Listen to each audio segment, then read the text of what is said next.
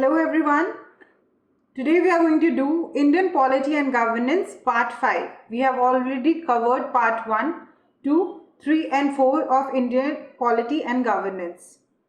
So let's see what are the topics which we have to cover. Role of Governor हम पढ़ने वाले हैं. Governor एक बहुत important topic है आपके पॉलिटी पॉइंट ऑफ व्यू से. UPSC governor, president, chief minister, ये सब पे क्वेश्चंस बार बार पूछती हैं आपके प्रीलिम्स में भी. प्रीलिम्स में तो आप देखोगे बहुत बार पूछा गया है गवर्नर रिलेटेड क्वेश्चंस प्रीलिम्स में. Special and local laws, even in mains हमने देखा है कि गवर्नर से रिलेटेड बहुत सारे क्वेश्चंस पूछे गए हैं बार बार. स्पेशल एंड लोकल लॉज, उसके बारे में हम पढ़ेंगे. Right to information, RTI act हमारा क्या कहता है. स्पेशल कैटेगरी स्टेटस किनको मिला है. फिर आईना डैशबोर्ड फॉर सिटीज. सो आईना डैशबोर्ड क्या कहना चाहता है वो सब हम इस आज के सेशन में पढ़ेंगे. रोल ऑफ गवर्नर, कंटेक्स्ट क्या है, किस कंटेक्स्ट पे आज हमें ये न्यूज़ आया है. वैसे कंटेक्स्ट डायरेक्टली तो आपके एग्जाम में नहीं पूछा जाता, बट अगर आप बिगनर हो तो आपको ना एक कंटेक्स्ट के साथ करंट अफेयर्स पढ़ना चाहिए. उससे क्या फ़ायदा होता है, उससे दो फायदे होते हैं. अगर आपको कंटेक्स्ट याद रहेगा तो एक स्टोरी लाइन याद रहेगी आपको. तो जो आपके सब्जेक्ट्स है, जैसे पॉलिटी भी हो गया, उसमें फैक्ट्स बहुत सारे हैं स्टूडेंट्स, बट एक स्टोरी लाइन जब आपको मिल जाती है कि हाँ पार्लियामेंट में ऐसा हुआ था, इस गवर्नर ने ऐसा किया, इस स्टेट के गवर्नर ने ऐसा किया, तो एक जब बैकग्राउंड स्टोरी आपको पता चल जाती है तो आपके लिए वो टॉपिक कवर करना और भी ज़्यादा लॉजिकल हो जाता है, ईजी हो जाता है, और एग्जाम पॉइंट ऑफ व्यू से और भी ज़्यादा अच्छी तरह से आप उसे याद कर सकते हो. सो ये है हमारा recently developments in various Indian states highlight concern over the interaction between the chief minister and governor regarding the approval of bills. Chief ministers are expressing worries about perceived delays in the governor's response to bill presented in their approval. So chief ministers लोगों का ये कहना है कि different states में ये common issue देखा जा रहा है कि governors bill जो भी उनके सामने present होते हैं उनको कुछ final confirmation नहीं देते हैं, तो बिल के अप्रूवल में काफ़ी डिले आ जाता है. What are the constitutional provisions related to governor? अब हम देखते हैं कि कॉन्स्टिट्यूशनली गवर्नर को बहुत सारे पावर्स मिले हुए हैं. इसका जो स्पेस है वो बहुत ही ज़्यादा स्ट्रॉन्ग स्पेस गवर्नर होल्ड करते हैं. So article 153 mandates the presence of governor for each state. So again this article 153 becomes very important to you because in prelims directly question can be asked, match the following can be asked in politics question, in polity question. सो क्या होता है ना, polity में आजकल हमने ये trend देखा है कि एक दो क्वेश्चन आपके आर्टिकल बेस्ड क्वेश्चन हो सकते हैं, अमेंडमेंट बेस्ड क्वेश्चन हो सकते हैं. Article 153 mandates the presence of governor of each state and one person may be appointed as governor of multiple states.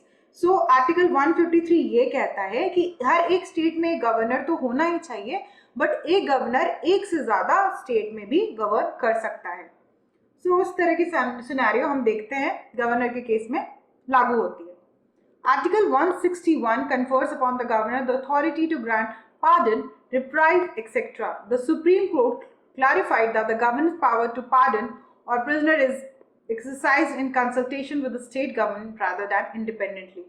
मान लीजिए इनको किसी भी जो कन्विक्टेड कोई भी ऑफेंडर है उसे अगर इनको वो करना है, उनको पार्डन करना है, रिप्राइव करना है, उनके पनिशमेंट को कम करना है, तो वो स्टेट गवर्नमेंट के सहायता से कर सकते हैं, अपने सिर्फ इंडिपेंडेंट अपने डिस्क्रिशन पे नहीं कर सकते. तो ये दोनों आर्टिकल आपके लिए बहुत इंपॉर्टेंट हो जाता है, आर्टिकल 153, 161. नेक्स्ट आर्टिकल हम देखते हैं, article 163 headed by the council of ministers headed by chief minister. ये बोलना चाह रहे हैं कि यहाँ पे ये जो आर्टिकल 163 है ये कहना चाह रहे हैं कि there should be a council of ministers headed by chief minister to aid and advise the governor in exercising function with certain exception allowing the discretionary powers. फिर article 200 outlines the procedure for presenting a bill passed by the legislative assembly of states to the governor for assent. The governor may assent without assent or reserve the bill for the president consideration. So ये कहता है कि जब भी कोई bill pass होता है तो उस बिल के लिए क्या कर सकता है, या तो वो अपना असेंट दे सकता है या विथहोल्ड कर सकता है, या वो असेंट नहीं दे सकता, लेकिन और एक और उसके पास क्या होता है, वो रिजर्व कर सकता है bill for the consideration of the president. तो ये सारे ऑप्शंस होते हैं गवर्नर के पास। आर्टिकल 201 क्या कहता है? Article 201 states that when a bill is reserved for president consideration, the president may assent to or withhold assent from the bill. The president can also direct the governor to return the bill to the legislature of the state for consideration. तो ये जो bill consideration के लिए जो नियुक्त होता है, जो प्रेसिडेंट के पास जाता है स्टूडेंट्स, वो प्रेसिडेंट इज नॉट बाइंडिंग नहीं है प्रेसिडेंट पे that he has to give his assent. ठीक है, the president can give his assent, withhold his assent. ठीक है, वो प्रेसिडेंट पे डिपेंड करता है। Article 31 grants governor complete immunity from court proceedings for any act perform in the exercise of its power. ये भी बहुत ज्यादा इंपॉर्टेंट है। तो ये सारे आर्टिकल को आपको याद रखना है। गवर्नर से रिलेटेड ये आर्टिकल्स हैं और गवर्नर एक बहुत ही ज्यादा इंपॉर्टेंट टॉपिक है, तो हमेशा हमें अलर्ट रहना है इसके केस में। What are SC's instances and recommendation or commission regarding governor's power to withhold assents in a bill? तो गवर्नर जो विथहोल्ड करते हैं एसेंट, उसमें सुप्रीम कोर्ट का क्या कहना है? ठीक है, पुंची कमीशन में उन्होंने क्या कहा है? सुप्रीम कोर्ट में it recommended that it is necessary to prescribe a time limit within which the governor should take the decision. तो उनका कहना था एक टाइम लिमिट आप डिस्क्राइब करो, उसके अंडर ही गवर्नर को अपना डिसीजन लेना है। ये तो देखिए स्टूडेंट्स क्या होता है ना, मान लीजिए लोकसभा ने कोई बिल पास किया, सॉरी स्टेट लेजिस्लेचर ने कोई बिल पास किया। मान लीजिए हमारा स्टेट ऑफ महाराष्ट्र है, ठीक है, उन्होंने अपना एक बिल पास किया, बिल पास हुआ, फिर गवर्नर के पास गया असेंट के लिए, बट गवर्नर जी ने क्या कर लिया, उसको विथहोल्ड कर दिया है और उनको प्रेसिडेंट के लिए भेज दिया गया है। या बहुत बार ऐसा भी हो सकता है गवर्नर ने खुद अपने डिसीजन के लिए विथहोल्ड किया हो गया, ना तो हाँ बोल रहे हैं ना तो ना बोल रहे हैं। तो इस केस में क्या हुआ, जो बिल है, जो एक्ट बनने वाला होता है, वो एक्ट नहीं बन पाता है। इसी के कारण यहाँ पर क्या हो रहा है कि आपके बिल प्रेजेंट नहीं हो पा रहे हैं, वो बिल एक्ट नहीं बन पा रहे हिंड्रेंस के कारण। सो पुंची कमीशन में ये बोला गया है कि गवर्नर को एक टाइम फ्रेम देना चाहिए विद इन विच उनको अपना एसेंट देना है और नहीं देना है, वो क्लैरिफिकेशन मिलनी चाहिए। दूसरा हमारा टॉपिक है special and local laws. Special and local laws. Recently, numerous bills have been introduced to reform the substantive criminal laws as codified in the Indian Penal Code, Code of Criminal Procedures, Indian Evidence Act, but there has been a significant oversight in addressing special and local laws. So, जो special and local laws है, उनको address करने के लिए, IPC को address करने के लिए, ये सबको codify करने के लिए एक special and local laws का एक पूरी तरह से एक हमने देखा एक समअप आने वाला है, ठीक है। आईपीसी हो गया, सीआरपीसी हो गए, जो भी लोकल लॉज हो गए। What are special and local laws? अब एक्चुअली में स्पेशल और लोकल लॉज हैं क्या?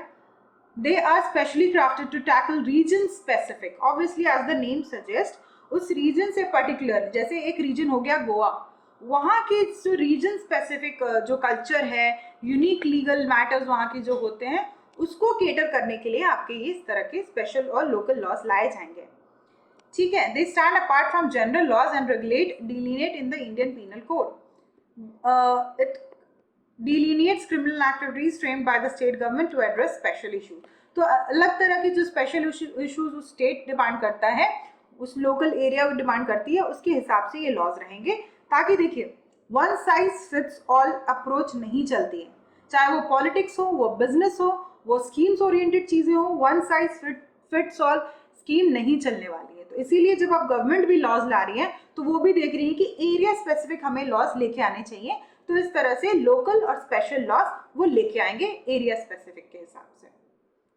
सो इंपॉर्टेंस क्या होगा? Form an integrated part of Indian criminal justice system covering pivotal offense and procedures. They hold immense relevance in Indian criminal justice system. Approximately 99.9% of all cognitive offense registered in 2021 fell under SLRS. So, जितने भी cognizable offences थे एक area में हम देख रहे हैं area specific, वो एरिया स्पेसिफिक ही ऑफेंसेस थे। ऐसा नहीं था कि मान लीजिए महाराष्ट्र में जो ऑफेंस हो रहा है उसी तरह का ऑफेंस तमिलनाडु में भी हो रहा है, ऐसा नहीं। एरिया स्पेसिफिक बहुत देखा गया, बहुत लोकलाइज काइंड ऑफ क्राइम्स देखे गए, इसीलिए इस तरह के लॉज का और भी ज्यादा इंपॉर्टेंस बढ़ जाता है। What is the need for reforms in special and local laws in Indian ambiguous definition? Some special and local laws such as Unlawful Activities Prevention 1967 suffers from deficient, ambiguous and vague definition of offense terms like terrorist acts, unlawful affairs, organized crimes. तो हमने क्या देखा है ना, एक हमारा local special और local law है जिसका नाम है अनलॉफुल एक्टिविटीज प्रिवेंशन एक्ट 1967। इसके अंडर हमने देखा है कि बहुत वेग टर्म्स यूज किए गए हैं। ठीक है, वेग टर्म्स लाइक जैसे टेररिस्ट है, टेररिस्ट एक्ट है। क्या है टेररिस्ट एक्ट? किसको आप एक टेररिस्ट एक्ट घोषित करते हो? अनलॉफुल एक्टिविटीज क्या है आपके हिसाब से? ऑर्गेनाइज्ड क्राइम क्या है आपके हिसाब से? तो ये जो आपका एक्ट है ये बहुत ही ज्यादा लोगों को कंफ्यूज करता है इस हिसाब से। Variability in legal process. So these special and local laws can result in different treatment of individuals or groups based on their geographical location, leading to disparities in actions of justice. Obviously, जैसे देखिए आपका है ये India, ठीक है, मैं एक rough sketch बना रही हूँ यहाँ पे, आपका इंडिया है यहाँ पे, तो यहाँ पर अलग तरह के लॉज रहेंगे। यहाँ पर जस्टिस अलग हिसाब से मिलेगी, इस स्टेट में जस्टिस अलग हिसाब से मिलेगी, यहाँ पे जस्टिस अलग हिसाब से मिलेगी, अलग अलग स्टेट में, अलग अलग रीजन में, जोग्राफिकल रीजंस और लोकेशन के हिसाब से आपको जस्टिस अलग अलग मिलेगी। तो यहाँ पर हम देख सकते हैं कि अलग अलग डिस्पैरिटीज आ सकती हैं और इनजस्टिस भी होने के बहुत ज्यादा चांसेस हैं। The lack of legal consistency can create uncertainty for individuals and businesses, making it difficult to navigate legal rights and obligations. So, इस तरह के issues यहाँ देखने को मिले हैं और ये हमें आगे भी देखने को मिल सकते हैं। Undermining of due process. तो due process of जो law है उसको भी undermine करता है ये। Has led to sabotage of due process values, exemplified by increased powers of search and seizure and admissibility of confessions recorded by police officers. It does not adequately safeguard the rights of accused, creating concerns about fairness and the protection of individual liberties. The lack of robust safeguard can open the door to potential abuse of legal processes affecting the accused rights. Restrictive bail provision in SSLs make obtaining bail nearly impossible, infringing on the rights of accused. So ये सारी चीजें देखने को मिली हमें यहाँ पे और इस तरह की चीजें हमें देखने को मिली कि ये सब यहाँ पर हो रहा है। So हमारे जो लोकल लॉज है, criminalizing conduct should be integrated into penal code as separate chapter. तो यहाँ पर कंफ्यूजन में हम ये डिमांड करते हैं कि हमें ये जितने भी लॉज हैं, ठीक है, हमें इसको अलग चैप्टर में कोडिफाई करना चाहिए under penal code with distinct procedure of reporting arrest, investigation and prosecution, trial, evidences and bail. So अलग तरह से इसे भी एग्जीक्यूट करना चाहिए और इसे बिल्कुल भी हम अगर चाहेंगे ना हर एक रीजन में जोग्राफिकल रीजन में अलग तरह के रूल्स एंड रेगुलेशंस लेके आए with different kind of justice system, it's not that possible, it's not that feasible also, इसीलिए ये बोला गया है यहाँ पे।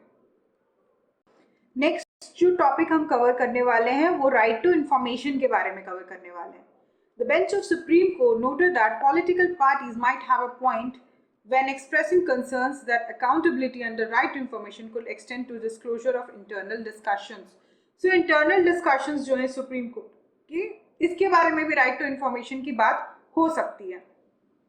बैकग्राउंड क्या है? A batch of petitioners were filed in the Supreme Court to include political parties as public authorities under the right of information. So political parties के बीच में क्या बातें होती हैं, उनके वो क्या डिसाइड करते हैं? Several political parties including BJP and the Congress are arranged as responsible in this case. The Communist Party of India, Marxist, is supported the cause of financial transparency of geopolitical parties in the area of financial matter. The Supreme Court bench headed by Chief Justice of India only observed the political parties may have a point. So ये आपका पूरा political agenda है, ये background ज़्यादा important नहीं है। हमें actually क्या जानना है? हमें जानना है Right to Information Act के बारे में। तो Right to Information Act हमसे क्या कहता है? Right to information is derived from the fundamental right of freedom of speech and expression as outlined in Article 19 of the Constitution. तो हमें जो फंडामेंटल फ्रीडम मिला है स्पीच और एक्सप्रेशन का, उसके अकॉर्डिंग ही हम कर रहे हैं यहाँ पर। ये हमारा RTI एक्ट आया है 2005 में, ठीक है। Without information on how the government and public institution operate, individuals cannot express any informed opinion. The primary objective of Right to Information Act is to empower citizens. Citizen का empowerment सबसे ज़्यादा ज़रूरी है स्टूडेंट्स, क्योंकि citizens ही तो हमारी democracy का base है। सिटीजन्स ही तो जो हमारी कंट्री है, we the people of India, ठीक है। सो हमारी जो डेमोक्रेसी है by the people for the people of the people है, तो people plays a very important role. So उनको उनका हक है कि उनको इंफॉर्मेशन मिलनी चाहिए। That along with rules establish a framework for requesting information, setting a time frame for providing information, defining the method of providing information, specifying charges for applications, outlining exemptions for information that will not be disclosed. Key provisions of RTI Act includes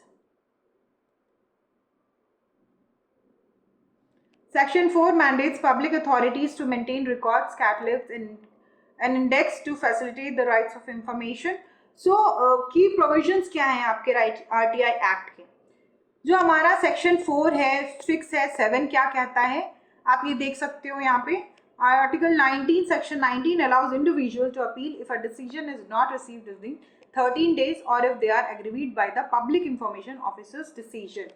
ठीक है, इस तरह के rules and regulations हैं RTI act के अंदर। Who is covered under the RTI? RTI act लगता किसके किसके ऊपर है? क्या सारे सीएम, सारे जो हमारे पीएम है, हमारे प्रेसिडेंट है, क्या वो सब पे लगता है? देखते हो किस पे लगता है। The RTI act 2005 applies to the entire country. It covers all bodies constituted under the constitution, any law or any government notification. They include NGO that are owned, controlled or substantially financed by the government. Private bodies owned, controlled or substantially financed by the government are also directly covered. So आप देख रहे हैं पूरी country ही आपकी RTI के अंदर है। But आपको लगता है क्या पूरी कंट्री सब लोग ही लाइबल होते हैं? नहीं, इतनी इजीली इंफॉर्मेशन तो हमें नहीं मिलती है, क्योंकि अभी के टाइम में data is the new oil. और हमें देखने को बिल्कुल भी नहीं मिला है ये कि हम राइट टू इंफॉर्मेशन के थ्रू हर जगह की इंफॉर्मेशन निकाल सकें गवर्नमेंट बॉडीज के बारे में। ऐसा नहीं होता, it's not that practical. Should political parties come under RTI act? ये एक बहुत बड़ा क्वेश्चन है कि पॉलिटिकल पार्टीज को हमें लेके आना है कि नहीं आरटीआई के अंदर। Transparency is in funding is important issue. So funding इनको कहाँ से मिल रही है? ठीक है, पॉलिटिकल पार्टीज को जो फंडिंग मिल रही है वो कहाँ से मिल रही है, हमें जानना है उसके बारे में। और जब हमें इसके बारे में जानना है तो RTI plays a very important role. इसीलिए भी पॉलिटिकल पार्टीज को इसके अंडर आना चाहिए, स्क्रूटिनी के अंदर। If the general public knows how much funding in political party receives and from whom the trust in political party will increase and democracy will strengthen. ये सबसे बड़ा पॉइंट है। अगर हमें पता चलेगा जो पैसे वो लोग पॉलिटिकल पार्टीज को मिल रही है वो क्रिमिनल माफिया से नहीं मिल रही है, ठीक, वो बिजनेस टाइकून से नहीं मिल रही है, ठीक है, वो बहुत जेन्युइन तरीके से उनको पैसे मिल रहे हैं, तब हमें समझ में आएगा कि नहीं ये पॉलिटिकल पार्टी अच्छी है और इस तरह से हमारी जो डेमोक्रेसी है वो भी स्ट्रेंथन होगी, क्योंकि हम सही पॉलिटिकल पार्टी को फिर वोट कर सकेंगे। The RTI Act covers not only government bodies but also some non-government organizations. So NGOs को भी cover करती है उस तरह से। Some NGOs are subsequently financed and controlled by the government. तो कुछ NGOs को हम देखेंगे कि गवर्नमेंट फाइनेंस कर रही है यहाँ पे, तो गवर्नमेंट के हिसाब से वो NGOs चलते हैं। तो ये सब भी हमें जानना बहुत ज़्यादा ज़रूरी है। For example, government gives political parties free air time on state own television, radio and Doordarshan. ये तो आपको पता ही होगा कि गवर्नमेंट खुद के जो पॉलिटिकल पार्टीज हैं उनको बहुत सारा एयर टाइम प्रोवाइड करती है टेलीविजन पे, रेडियो पे, दूरदर्शन पे। इस एयर टाइम प्रोवाइड करने से क्या होता है ना, उनकी एडवर्टीजमेंट हो सकती है उस पर्टिकुलर गवर्नमेंट की, उस पर्टिकुलर पॉलिटिकल पार्टी की, वहाँ पर एडवर्टीजमेंट हो सकती है और ज़्यादा से ज़्यादा लोग फिर इफेक्ट होंगे और फिर ज़्यादा वोट बैंक पॉलिटिक्स चलेगी। Political parties are also provided facilities for residential and official use by the Directorate of States.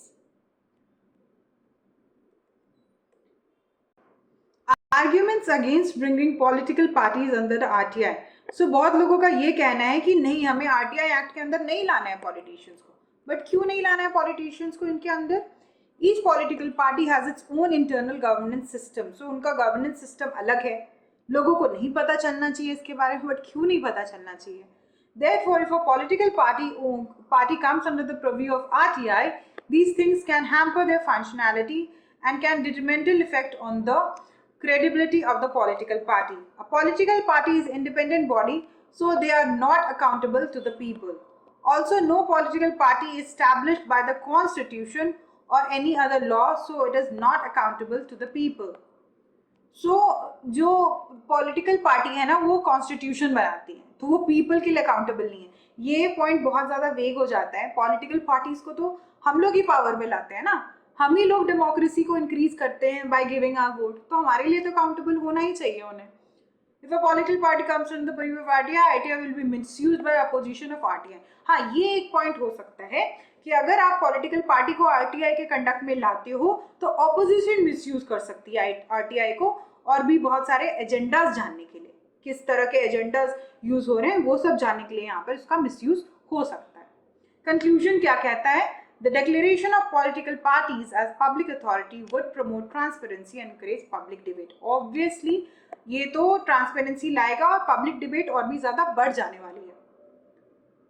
By bringing political parties in the public authority domain, the confidence of the common man on democracy and the political system of confidence will increase. Obviously, हर जगह transparency बढ़ने की बात हो रही है, hence political party should be brought under the public authority domain. RTI के अंदर public property, आपके पब्लिक जो पार्टीज हैं, पॉलिटिकल पार्टीज हैं, उनको RTI के अंदर आना ही चाहिए। ये है आपका कंक्लूजन। स्पेशल कैटेगरी स्टेटस, ठीक है, कुछ कुछ स्टेट्स को स्पेशल कैटेगरी स्टेटस मिलता है। हम देखते हैं अभी कौन कौन से स्टेट को मिलता है और कौन कौन से स्टेट को अभी मिलने वाला है। Okay, sorry.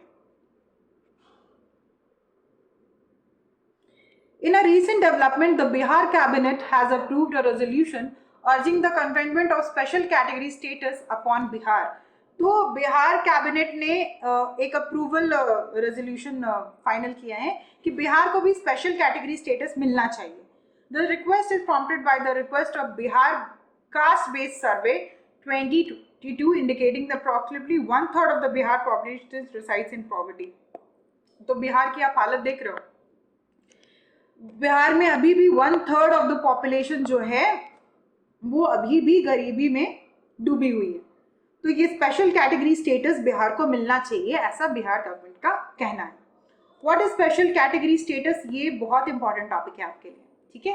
Special category status क्या है, किसको मिला हुआ है, क्यों मिलता है, ये आपकी पॉलिटी बुक में भी है, आपको वहां से भी रिवाइज करना है ये टॉपिक। और आज यहाँ के भी में भी आपको एक कुछ पॉइंट्स को, इससे आप क्या करोगे, जो भी चैप्टर पॉलिटी की बुक से आपको मैच करता है ना, उसके पास आप एक स्टिकी नोट बना के रख सकते हो। उसमें आप कुछ पॉइंट्स हाईलाइट करके अपने बुक के पास में उसे आप स्टिक कर लो, ताकि जब आप वो स्टैटिक बुक का वो पर्टिकुलर चैप्टर गवर्नर पढ़ रहे हो, special status category status states पढ़ रहे हो, तब आप ये सारी चीज़ों को साइड में रिवाइज कर सकते हो। So special category status is a classification granted by the central government to aid the development of states facing geographical and social economic disadvantages. The Constitution does not explicitly provide for special category status. तो Constitution में explicitly कहीं नहीं लिखा हुआ है कि हमें special category status देना है कुछ states को, कहीं भी नहीं लिखा हुआ है, लेकिन Parliament और Government, ये Central Government लेके आई है। The initial granting of the status occurred in 1969. Jammu and Kashmir, Assam and Nagaland को मिला है 1969 में स्पेशल कैटेगरी स्टेटस। किसको किसको मिला है? कश्मीर, असम एंड नागालैंड को। उसके बाद हम देखते हैं कुछ और स्टेट्स को मिला है। 7 states including Assam, Nagaland, Himachal Pradesh, Manipur, Meghalaya, Sikkim, Tripura, Arunachal Pradesh, Mizoram, Uttarakhand and Telangana holds the special category status. तो ये सारे जगह में भी हम देख रहे हैं कि स्पेशल कैटेगरी स्टेटस इनको मिल रहा है। कौन कौन सी जगह में मिल रहा है? असम हो गया, Nagaland, Himachal Pradesh, Manipur, Meghalaya, Sikkim, Tripura, Arunachal Pradesh, Mizoram, Uttarakhand, Telangana. So Telangana as the latest addition in Indian state received the status following the separation from Andhra Pradesh. उसको इसीलिए मिला है। Parameters, Gadgil formation based on Gadgil formula, hilly terrain होना चाहिए आपका, ठीक है, hilly terrains होने चाहिए बहुत ज़्यादा, और बहुत ज़्यादा geographical conditions बहुत थोड़े adverse होने चाहिए डेवलपमेंट के लिए।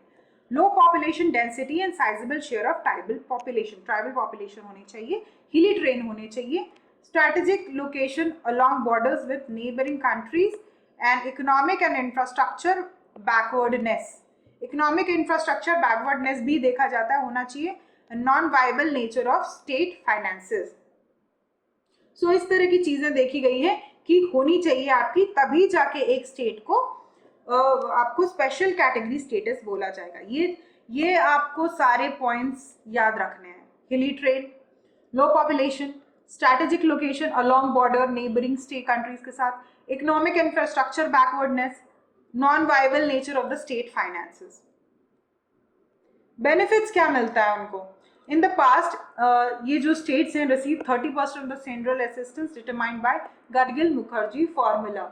ठीक है, इनको काफी असिस्टेंस मिलता है सेंटर की तरफ से, इस तरह के फायदे उनको मिलते हैं। Why Bihar demanding special category status? अब बिहार को क्यों चाहिए special category status? Bihar faces significant economic challenges including a lack of industrial development and limited investment opportunities.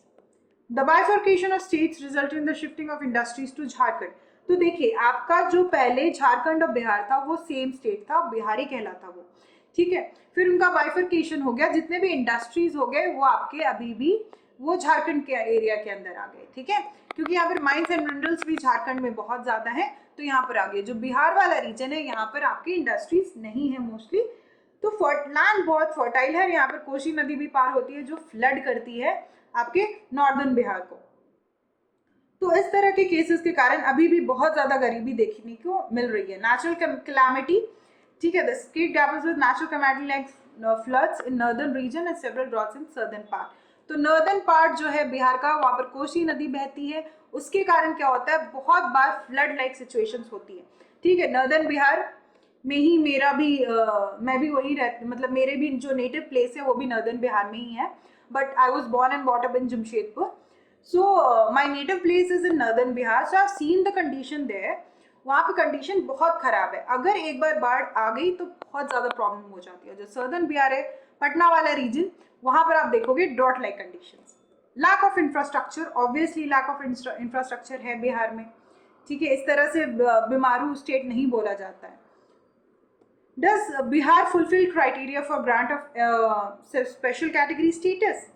Although Bihar meets most of the criteria to grant special category status, it does not fulfill the requirement of hilly terrain and geographical difficult areas. ऐसा कुछ भी नहीं है वहाँ पे, और इसीलिए इसको completely नहीं बोला जा सकता है कि उसे special category status मिलना चाहिए। Challenges in implementation. Even after the grant of special category status, challenges may arise in effective utilizing the allocated funds due to administrative efficiencies, corruption, or inadequate planning. Ensuring that funds are used for their intended purpose become a significant challenge. Way forward. क्या कहना चाहता है? Clearly articulates parameter based on socio-economic indicators, infrastructure development, other relevant factors. तो ये जो आपके factor है, socio-economic indicators, infrastructure development का लैक है वहाँ पे, और अदर रेलिवेंट फैक्टर्स भी हैं जो बोलता है कि हाँ बिहार को मिलना चाहिए, बट इतनी भी इजी तरीके से ये नहीं मिल पाएगा, क्योंकि अभी भी वहाँ पर जोग्राफिकल कंडीशंस जो हैं और जो आपको हिली ट्रेन होना चाहिए वो वहाँ पर नहीं मौजूद है। नेक्स्ट टॉपिक जो हम देखने वाले हैं वो है आईना dashboard for cities. The Aaina dashboard for cities introduced by the ministry of housing and urban affairs seeks to motivate urban local bodies nationwide to voluntarily provide essential data using user-friendly data entry for accessible on the portal aina.government.in। तो क्या है objective, क्या है? City benchmarking, inspiration and enhancement and peer learning, provide cities with a means to evaluate their performance concerning other states. तो ये क्या है ना, अब आईना दिखाएगी। आईना क्या होता है? मिरर होता है स्टूडेंट्स। तो ये हर एक सिटी को अपना आईना दिखाएगी कि आपकी सिटी जो है वो दूसरे की सिटी से क्यों बेटर है, उनकी सिटी क्यों बेटर है, उससे आप क्या सीख सकते हो, ठीक है। rather than ranking local urban body acts as a comparative tool offering the insight into the position compared to similar counterparts.